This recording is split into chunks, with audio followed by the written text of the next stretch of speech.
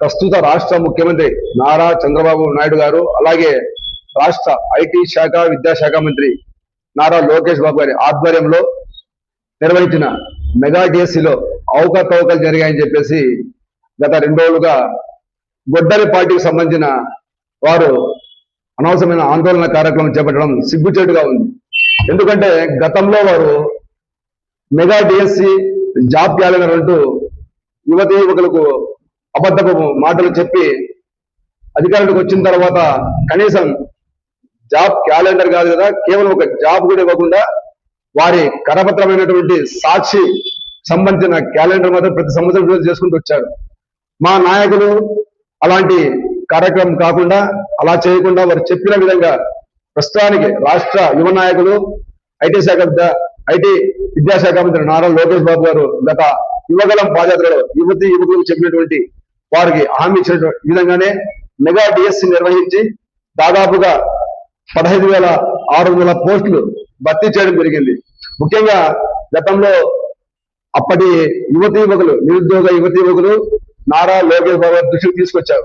మాకు చదువుకున్నాము, ఉద్యోగ కల్పన కావాలంటే ప్రతి సంవత్సరం కూడా మెగా డిఎస్సి నిర్వహించి మీకు ఉద్యోగ కల్పన చేస్తామని ఇచ్చిన మాట ప్రకారం 2025లో ఒక మెగా డిఎస్సి నిర్వహించారు. అందులో దాదాపుగా 16,347 పోస్టులకు కాంపిటీషన్ పెడితే, అంటే నోటిఫికేషన్ విడుదల చేస్తే 15,949 మందికి సంబంధించి ఉద్యోగాలు భర్తీ చేయడం జరిగింది. ముఖ్యంగా మరి అవినీతి తావు లేకుండా భర్తీ చేయడం జరిగింది. శాంతి భద్రత విషయంలో కూడా ఎక్కడా రాజీ పడకుండా పోలీస్ శాఖలో కూడా దాదాపు 7,000 పోస్టులు పోలీస్ శాఖలో కూడా భర్తీ చేయడం జరిగింది. అలాగే వారికి ఇస్తున్నటువంటి ట్రైనింగ్ పీరియడ్ ఇస్తున్నటువంటి 5,000 రూపాయలు కాకుండా 12,000 రూపాయలు, అంటే ఏకంగా 7,000 రూపాయలు పెంచి వారికి వృద్ధి ఇవ్వడం జరిగింది. అలాంటిది గొడ్డలి పార్టీ నిరుద్యోగ యువతి యువకులకు ఉద్యోగాలు కల్పిస్తుంటే వాళ్ళ పార్టీని ప్రజలు ఎక్కడ మర్చిపోతున్న దురుద్దేశంతో అనవసరమైన ఆందోళన చేపడుతున్నారు. అవినీతి జరిగినట్టు ముఖ్యంగా గతంలో గురువులను మరుగుదొడ్ల దగ్గర, మద్యపాన దుకాణాల దగ్గర నిలబెట్టిన వాళ్ళ ఇప్పుడు విమర్శించేది. కనీసం గతంలో మేము ఏం చేశాం, చెప్పినటువంటి హామీలు ఏం నెరవేర్చామనేది లేదు.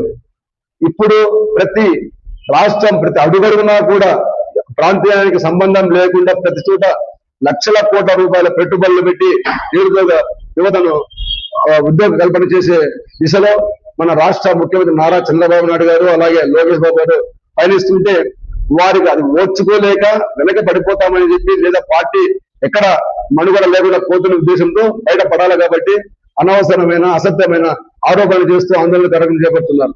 మీకు ఎక్కడైనా అంత ఇంతో సిగ్గు శరం ఉంటే ఇలాంటి కార్యక్రమం చేపట్టారు. ఎందుకంటే గత ఎన్నికల్లో మీకు కేవలం 11 సీట్లు, అంటే మీకు ప్రతిపక్ష హోదా కూడా ఇవ్వకుండా ప్రజలు మీకు ఓటు వేసి పక్కన పెడితే, కనీసం మరి దాన్ని కూడా మీరు లెక్క చేయకుండా ఆ అనవసరమైన ప్రగల్భాలు పలుకుతూ ఎప్పుడు చెడు మాటలే, అంటే ఈ సమాజానికి మంచిని పంచాల్సిన రాజకీయ నాయకులు ఎప్పుడు కక్ష కార్పణ్యాలు, మేము అది చేస్తాం, మేము ఇది చేస్తాం అనేసి ప్రజల్ని, లేదా ఆ పార్టీకి సంబంధించిన వైసీపీ పార్టీకి సంబంధించిన వాళ్ళని కూడా రెచ్చగొడుతూ పబ్బం గడుపుకోవడం ఎంతవరకు సమంజసమో ప్రజలు ప్రతి ఒక్కటి గమనిస్తున్నారు. ఇప్పటికైనా కానీ వైసీపీ సంబంధించిన గొడ్డలి పార్టీకి సంబంధించిన వారు ఇప్పటికైనా కానీ సిగ్గు తెచ్చుకొని గౌరవంగా ముందుకెళ్తే ప్రజల్లో మీరు ఉండగలుగుతారని ఇప్పటికైనా తెలుసుకోవాలని చెప్పి మేము గట్టిగా హెచ్చరిస్తున్నాం. మిత్రులందరికీ నమస్కారం.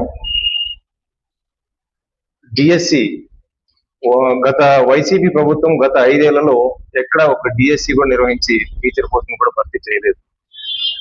ఆ తర్వాత కూటమి ప్రభుత్వం వచ్చిన వెంటనే మొట్టమొదటి సంతకమే డిఎస్సి ఫైల్ పైన సంతకం చేసి 16,000కు పైగా ఉద్యోగాలను డిఎస్సి అభ్యర్థులను పరీక్ష పెట్టి దాంట్లో 10,000 పైగా ఉద్యోగాలు ఇచ్చి కూడా దాదాపు సంవత్సరం అవుతుంది. సంవత్సరం తర్వాత ఇప్పుడు ఏదో అక్రమాలు అన్యాయాలు జరిగాయని చెప్పి ఈ వైసీపీ మాట్లాడటం హాస్యాస్పదంగాను రాజకీయాలకి కొత్తగాను అనిపిస్తోంది. ఎందుకంటే గతంలో 5 ఏళ్ల కాలంలో మీ దారుణాలు చాలా చూశారు. ప్రజలు చూసి వేసారి విసిగిపోయి ప్రతిపక్షం కూడా లేనటువంటి తీర్పునిచ్చారు. ఇంకా ఈ తీర్పులోంచి మీరు ఎక్కడ తప్పు చేశారని పోస్ట్ మార్టం చేసుకోకుండా ఇంకా అదే పంతాన్ని కొనసాగిస్తూ ప్రజల్ని ఇబ్బంది పెట్టాలి, లేదంటే అభివృద్ధి జరగనీయకుండా అడ్డుకోవాలి, లేదంటే కోడిగుడ్డు మీద ఈకలు వీగినట్టుగా ఏవేవో పిచ్చి పిచ్చి ఆరోపణలు చేయాలని ఇలాంటి అనవసరమైనటువంటి కుట్రలు కుతంత్రాలతో ముందుకు పోవడం వల్ల రాష్ట్రం వెనకబడేటటువంటి అవకాశం ఉంది. కాబట్టి ఇప్పటికైనా వైఎస్ఆర్ కాంగ్రెస్ పార్టీ కొంచెం విఘ్నత పాటించాలి. మీరు మళ్ళీ అధికారంలోకి రావాలి అంటే ఎక్కడైనా ప్రభుత్వాలు చేసే పొరపాట్లను ఎత్తి చూపి సరైన సలహాలు సూచనలు లేదంటే సద్విమర్శలు చేస్తూ ప్రజల్లోకి వెళ్తే ప్రజలు మిమ్మల్ని ఆదరిస్తారు. కానీ లేదు తర్వాత వచ్చేది మేమే, వచ్చిన వెంటనే ఓన్ని రప్పా రప్పా నరుకుతామంటూ ఇలాంటి ప్రగల్భాలు, ఇదేదో పిట్టల ధర వ్యవహారాలు వేస్తే ప్రజలు మిమ్మల్ని చీకొడతారు. నిజంగా ఒక ప్రతిపక్ష పార్టీ లేకపోవడం ఈరోజు అధికార పక్షంగా మేము కూడా విధానపరంగా బాధపడుతున్నాం. ఎందుకంటే ప్రశ్నించేవాడు ఉండాలి. మీరు అసెంబ్లీకి రారు, ఎక్కడ మీకు సంబంధించినటువంటి ఎక్కడైనా లోపాలు ఉంటే వాటిని ఎత్తి చూపడానికి అసెంబ్లీకి వచ్చి కూర్చొని మాట్లాడితే కదా ప్రజలకు కూడా అర్థమయ్యేది. మీ అహంకారం ఇంకా వీడలేదు. ప్రజలు మాకు ప్రతిపక్ష హోదా ఇవ్వలేదన్న కక్షతోటి అసెంబ్లీని బహిష్కరించారు. అసెంబ్లీ జరిగిన ప్రతిసారి మీరు ప్రెస్ మీట్లు పెడతారు, నోటికి వచ్చింది మాట్లాడతారు. ఇలాంటివన్నీ చూసి కూడా చిన్నపిల్లాట్లాగా తయారైపోయింది. జగన్మోహన్ రెడ్డికి ఆ మెచ్యూరిటీ లేకపోవచ్చు, కానీ చుట్టూ ఉన్న యంత్రాంగానికైనా కూడా కొంచెం ఆలోచన ధోరణి ఉండాలి కదా. అది చూసుకొని ఎక్కడ విమర్శ చేయాలి, ఎక్కడ చేయకూడదు, తప్పులు చాలా ఉంటాయి. ఏ ప్రభుత్వం ఎంత మంచి ప్రభుత్వం ఉన్నా కూడా చిన్న చిన్న పొరపాట్లు జరుగుతూ ఉంటాయి. వాటిని ఎత్తి చూపడం ప్రతిపక్ష లక్ష్యం కాబట్టి వాటిని ఎంచుకొని సద్విమర్శలు చేయాలి. కానీ మీరు పోస్ట్ మార్టం చేసుకోకుండా, లేదంటే గ్రౌండ్ వర్క్ చేసుకోకుండా, ఎలాంటి ఇన్ఫర్మేషన్ లేకుండా ఊరికి నోటికి వచ్చింది బాగేస్తూ ప్రజలను పక్కదారి పట్టిస్తాము, సోషల్ మీడియా అవుతుంది, దాంట్లో ఇష్టానుసారం మాట్లాడతాము, ప్రజలు నమ్మేస్తారు, మళ్ళీ మా కోట్లు వేస్తారు, మేము ఏదో సాధిస్తాము, ప్రతిపక్షం అవతల పార్టీలు లేకుండా చేస్తామని కలలు అంటూ బతుకుతున్నారు. ఇది ఖచ్చితంగా రాజకీయాలకు మంచిది కాదు, ప్రజాస్వామ్యానికి కూడా మంచిది కాదు. కాబట్టి ఇప్పటికైనా వైసీపీ మారాలి. వైసీపీ మారకపోతే ప్రజలే అప్రమత్తంగా ఉండి ఇలాంటి పార్టీలు లేకుండా చేయాలని సవినయంగా మనవి చేసుకుంటూ